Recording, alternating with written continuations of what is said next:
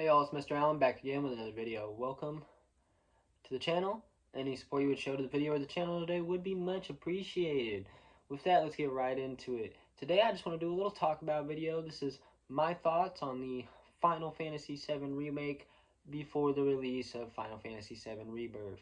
Cause I don't know, did everyone see all the Final Fantasy VII Rebirth stuff and trailers coming out recently? I know I did. And that's what kind of inspired this video. But also Final Fantasy VII is my it's my second favorite. It's like tied right up there with Final Fantasy 14.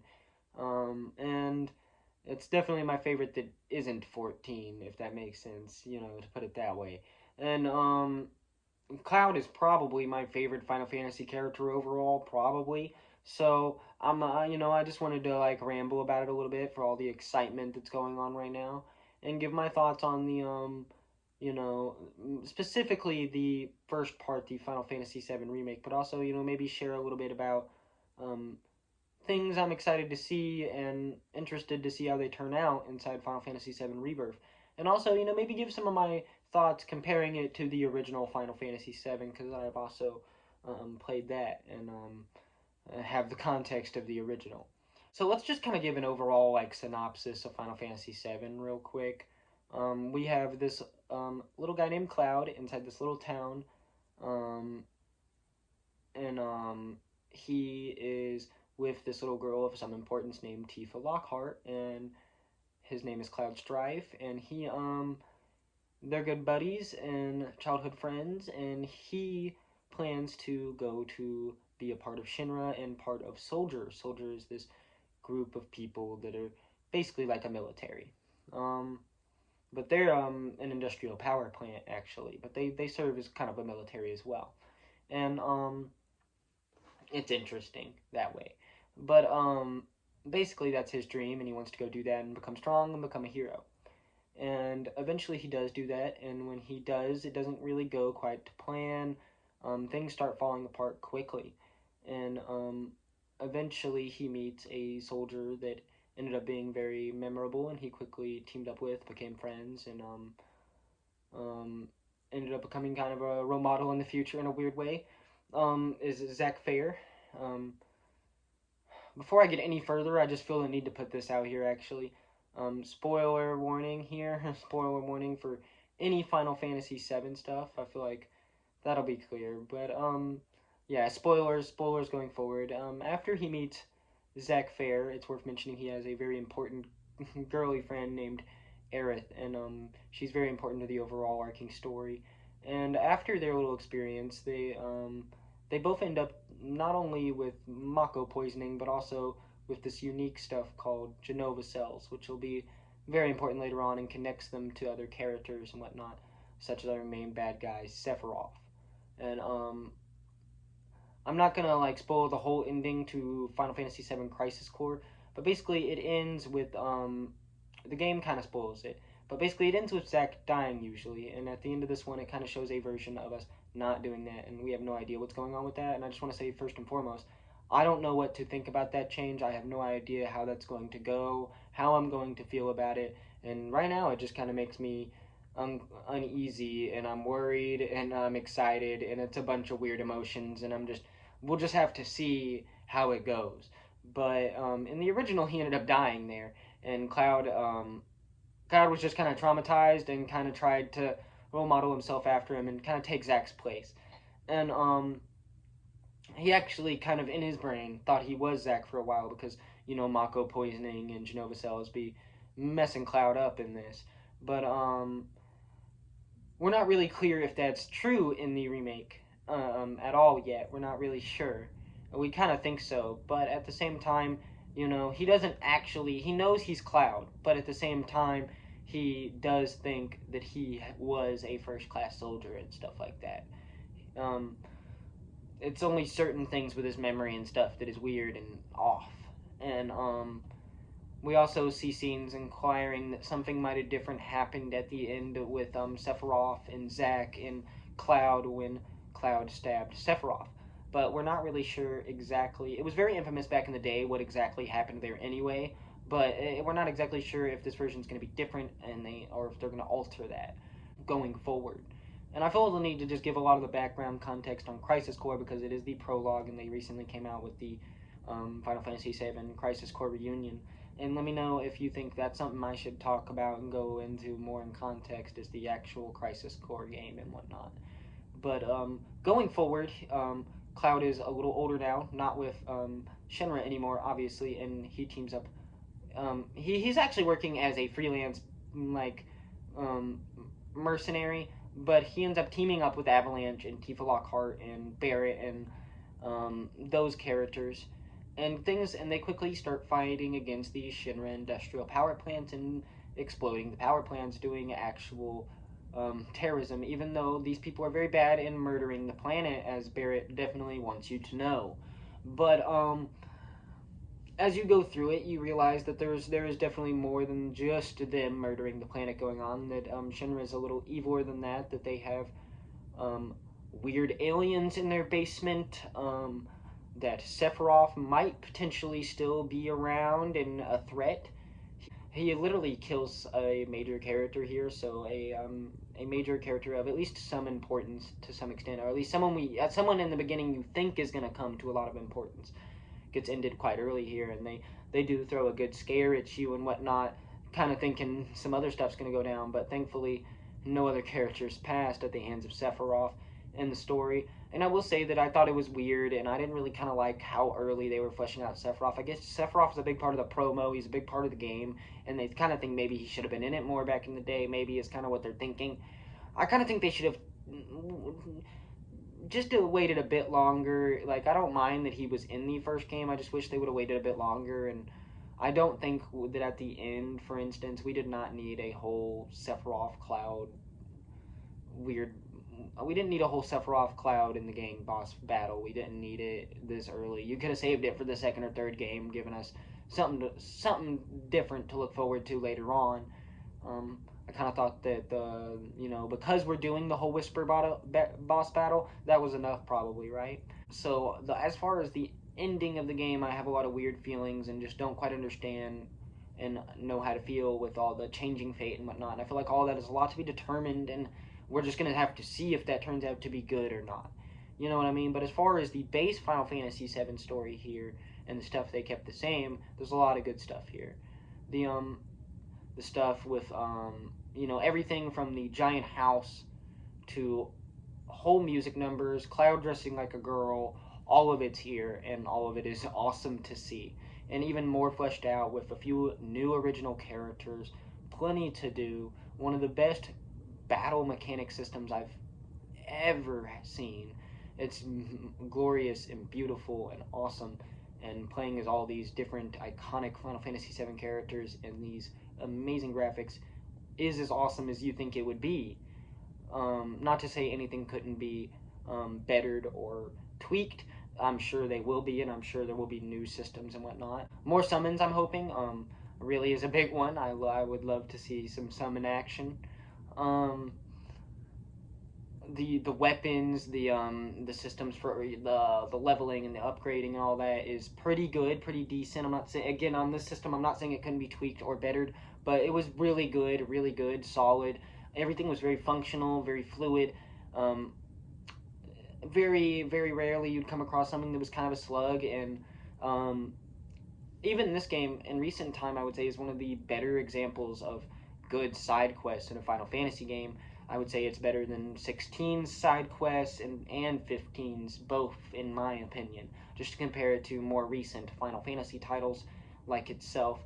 But a lot of the new stuff added to do and all that is very refreshing, very cool to see. But a lot of the stuff that I just mentioned before that is like from the original game and whatnot is also great to see reenacted. The early deaths of certain characters, those emotional moments, because Final Fantasy VII is a big fan of making you think a character is going to be real important and then they're not. The late introduction of certain iconic characters like Red 13 and all that is very awesome, very good. I'm very interested, to say the least. The game left you interested to see what they're going to do, what they're going to change, what they're going to keep the same, and things like that. And You just go in the game from reactor to reactor, blowing them up, shutting them down, working with Avalanche, a group that is against Shinra and the power plant.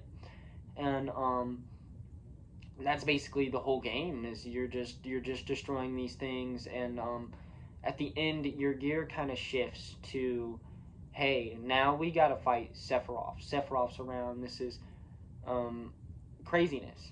We gotta fight him. He's trying to get at us because of the end. That's not to say the fight with Shinra is done or anything like that. There's gonna be a whole lot more with Shinra too, I'm assuming, and we'll probably see the son of the president of Shinra acting up in the next game. I know they plan to do more with original characters and original content and more side stuff, and I'm assuming we'll see more iconic scenes um, done faithfully and that'll hit. The question is, will the ones that they change that were iconic hit?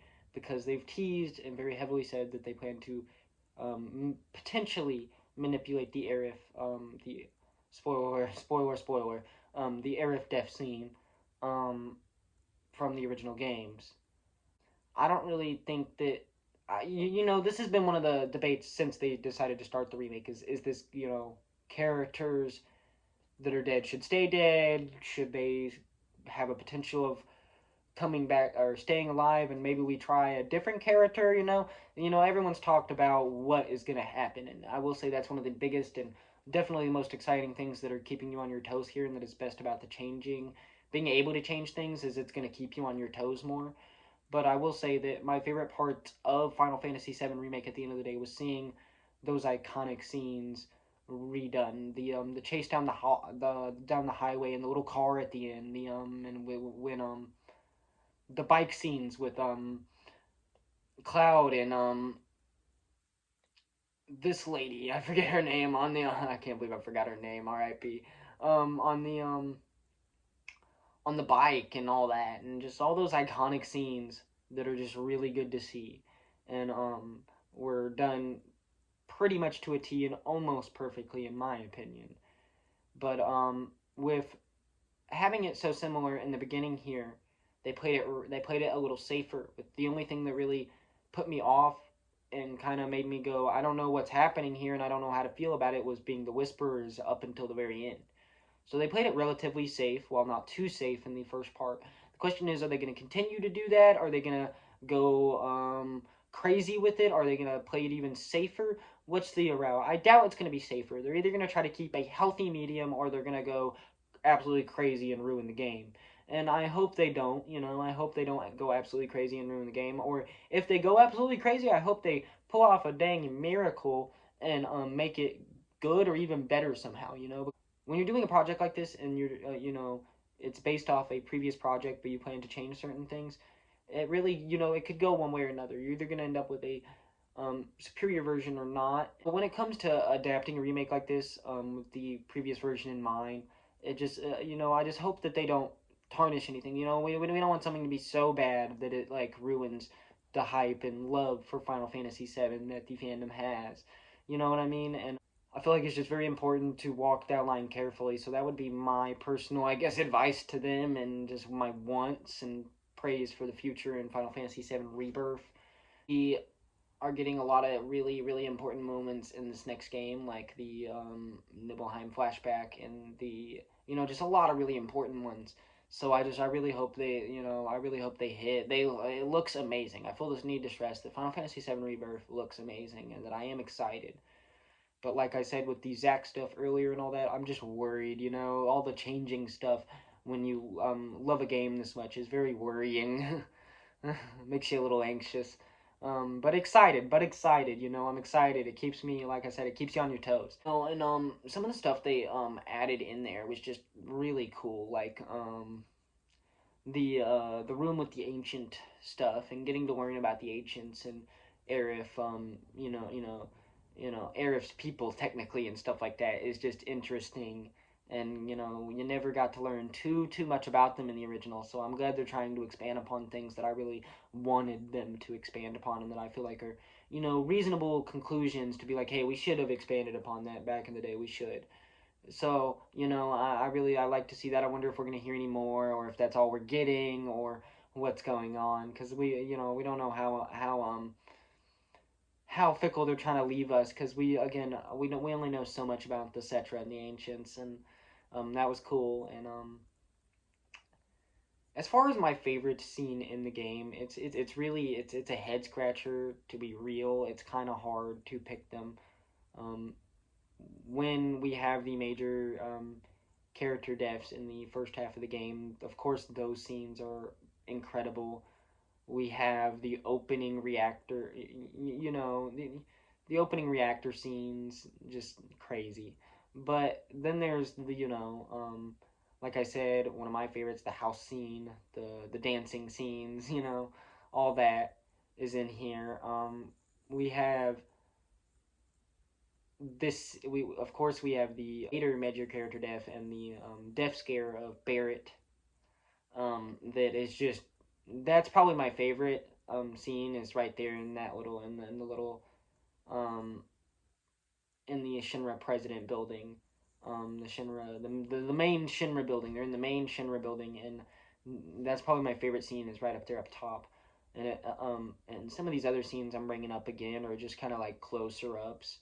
Again, a lot of the ending scenes did hit and were good after that, but I just didn't. I hate to say, I just don't know how to feel about a lot of them. Like I don't know how to feel about the Sephiroth fight. I don't really know how to feel about the Whisperers. I don't know how to feel about any of that. And my overall probably like favorite battles in the game are you gotta love the battle with the new soldier guy. Little interesting one. Yeah, new little interesting little battle there with the new soldier guy. And I forget his name at the moment, but I should have a picture of him. he the fight with the Shinra president's son is what I'm gonna call him, because I can't remember his name either at the moment. Is it Rufus? I forget. I might be wrong. But the battle with him is epic. Of course, the battle with Sephiroth is epic. You know what I mean? The battle with Sephiroth is epic. It just isn't. It felt too soon. It felt way too soon. And but it was epic. It was epic. It was cool. And there's no denying it. Any Sephiroth and Cloud battle is about to hit. It's about to be a crazy looking battle. As long unless they're just bad at animating, but it's some incredible animation. And honestly, just like if you liked the fight in Advent Children between Cloud and Sephiroth, you're gonna like this fight too. So overall, just my overall my opinions for Final Fantasy VII Remake is like very very positive, but also going forward I'm very skeptical but excited. And that's like the overall opinion here on the game and the way I feel about it. I have a lot of love like for the original. While I think it is extremely dated and that's why it's getting a remake, um, I'd still say to this day it's definitely like at least story wise 10 out of 10. But Final Fantasy VII remakes again. Like if I had to put it on a scale of like 1 to 10, it'd probably still be like an 8 or a 9 for sure. So like, and that's like, and that's just because I don't know what's coming. I feel like if it's something that is like destined to have sequels, it's hard for me to say I really love it because there's so much more planned in the background. And they're not, it's not like they're releasing it and then seeing how it's doing, or they're not just telling us. It's like we're planning to have more than one part of this. So it's hard for me to really decide exactly how to feel about some things in the game. But overall, the game is awesome. I highly would recommend it to anybody and any Final Fantasy fan or any JRPG fan. So let me know what you're most excited about and for the release of Final Fantasy VII Rebirth, and let me know what your favorite moment in Final Fantasy VII Remake was. And with that, let's we're getting closer and closer. We're on the final countdown till the release of Final Fantasy VII Rebirth, and right alongside it, coincidentally, it's going to be a busy month with Persona 3 Reload. Also did a video on the channel about that. Coming out in the same month probably. So it's gonna be a busy month or two. Yeah, those are probably gonna be the only two games that I get to play other than maybe a little Pokemon Violet and Go, because I gotta make some time for that. Um, but yeah, that's the overall like my overall opinion on this, and let me know what y'all's thoughts are, and y'all have a great day.